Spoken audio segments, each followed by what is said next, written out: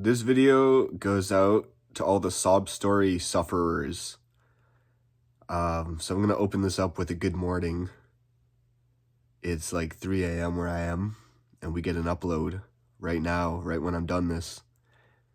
Anyway, hello Sob Story Sufferers. I'm very aware of your antics, okay?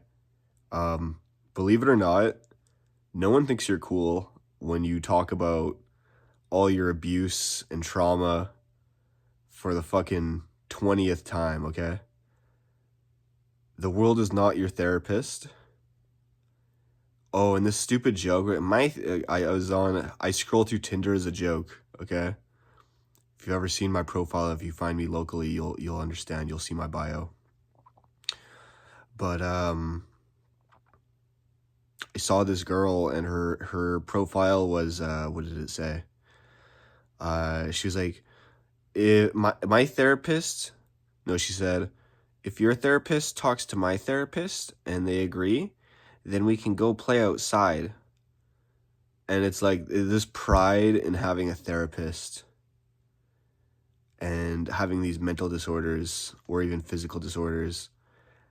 Like it's actually sickening. And they think it's cool. They think it makes them, like, you guys need to smarten up. Okay? Like, this is, I know it sounds brutal because some of you actually do have, like, some things to be sad about, I guess. But at a certain point, you got to get over it.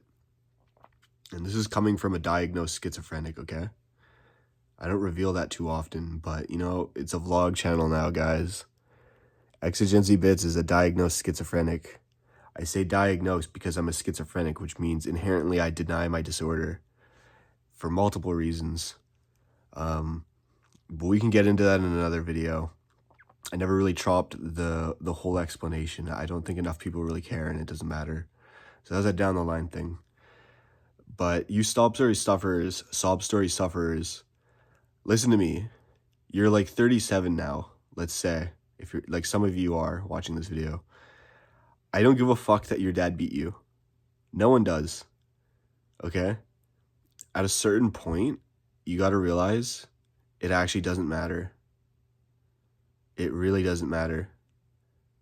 Okay? And I'm going to have to be guilty of it for a second here. I grew up with, like, no food in my home. That doesn't make me cool. I don't go around telling people that. I have a brother. He's guilty of this. I don't want to put disrespect on him, but he'll go around telling everyone, oh, we didn't have food growing up. We didn't have food growing up. Our life was hard. We got trauma. That is true. But at a certain point, you got to drop it. And I honestly, he might be one of the Sob Story Sufferers I actually directly send this video to.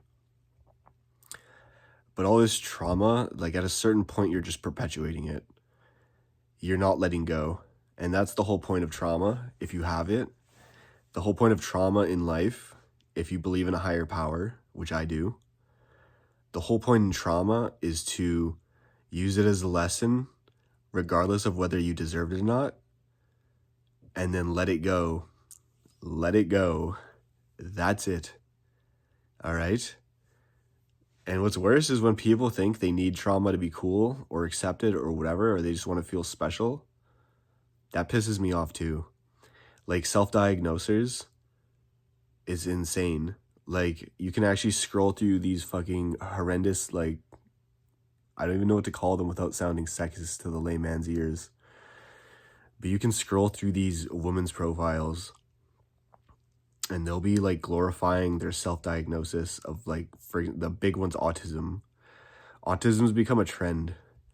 I don't know if you guys know this or not, but true autism is literally just brain damage from aluminum. I'm not going to say how that aluminum gets into you to cause that, because that might get me in trouble. But that's what autism is. So arguably, a lot of the population probably does have autism right now. But at the same time, that's not going to make you, like, a superhero. And, like, they all want to pretend they have, like, OCD with it too. Like, you can watch them fake it, and it's really sad. And it's like, you need to get something better to do. And I know a video like this can garnish a lot of hate, but to that I say, if you're getting mad at this, you might want to consider yourself a sob story sufferer, and that has to cut. Like, you don't need that in your life. You know what's better than complaining? Being grateful. Believe it or not. You know what's actually cool? Being grateful. That's what's cool. That's what's hard to do. That's what makes great men in history and women. That's what makes the greatest people in history. Okay? Like, let's take a look at two guys. You got Adolf Hitler, fucking loser, writes a book called My Struggle, Sob Story Sufferer, gets addicted to meth halfway through the war and a bunch of other drugs, fucking shits himself drinking coffee with his other guys who are also sob story sufferers, because they're like a bunch of little nerds who got bullied and they wanted that power. And then let's take a look at, I can't remember his name. I'll find it. I might put it up. I probably won't. I never keep my word on this. But there was this temporary Roman emperor, maybe not an emperor, but basically he was a farmer, and they pulled him in to be a general because there was a capture. The guy's a farmer. He was just grateful for his life. And when he went back, he started farming again. And that was it. You want to be, if you want to be cool, you want to be like the grateful farmer. And this comes down to actual serious life advice. If you're a sob story sufferer, no one's actually going to trust you to get a job done. And whether it's in the front of their mind or in their subconscious, when you turn yourself into a complainer, sob story sufferer, you make yourself look more timid and weak to others. And therefore, they can't trust you with the serious jobs. Like, they'll look at you and they'll be like, who's this pasty little fucking thing I could just ring out and kill instantly if I wanted to? That's a little brutal, but still. They're going to look at you like that. They're going to look at you like a glue stick. Whereas opposed to a guy who, and it's like, and that's the thing that's really cool.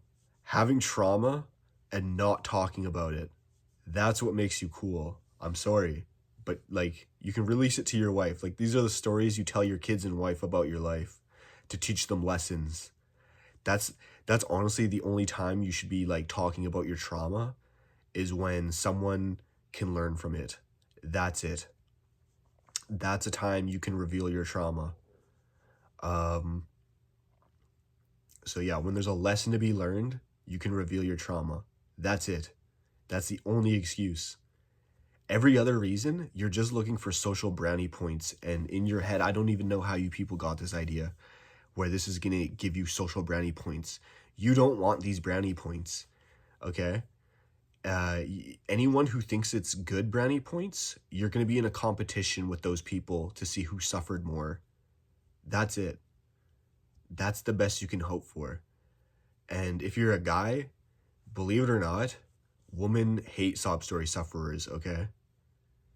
I don't want to be cliche and be like, don't open up to your girl, because I do believe you should have like a good emotional connection with your girlfriend.